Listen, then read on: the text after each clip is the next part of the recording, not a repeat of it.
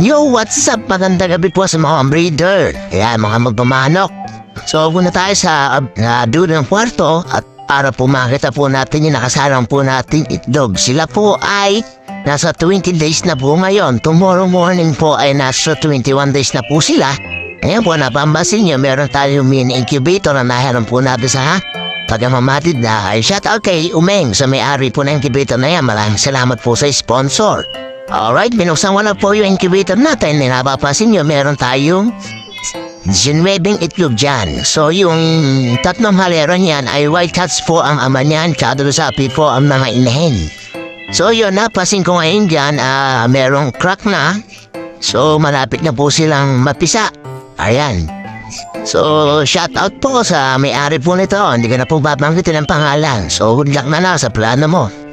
Alright, ayan, malapit-lapit na po at magkakaroon na po tayong panibagong pasisiyo. So ayan, napapasin niyo dyan, apat po ang ilaw niya, medyo napunti po yung isa, kaya iba po yung kulay. Ito po ay may dalawang itlog po tayo dito, ito ng bantam, ito kung diretsyon ito ay white cats po at dalusapi po ang inay niyan. Shout out po kay Vilari sa may-ari ng white cats na yan.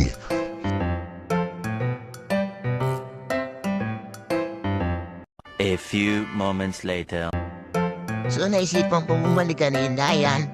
Meron na pala isang dalawang sisyo na napisa. Ayan. 20 days lang sa ngayon na minaon na napisa, 2 peraso agad. Ayan nga po yung binilisan ng kaibigan ko. So yan. Malakas po yung unang sisiyo. Ayan. Hindi ko po alam paano kung gagawin niya kung saan po ba ilalagay. Ayan, ito mo na yung research. Sa cherry, ayan po yung isa. White hatch din. Ayan.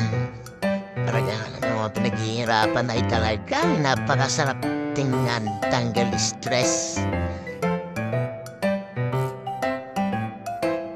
Yo, what's up guys? Welcome to my vlog. Alright?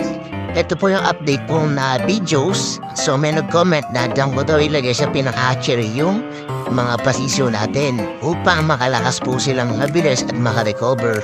And then, yun po, shoutout po sa mga nag-advise. Shoutout kay Charlie Aala at parang Gilbert, salamat sa mga advice nyo.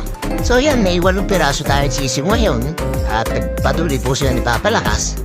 So napapasin nyo sa ibabaw ay medyo may bugok. Ayan po. So yan, hanggang sa binekos ko ang camera dyan at sinecheck ko nga kung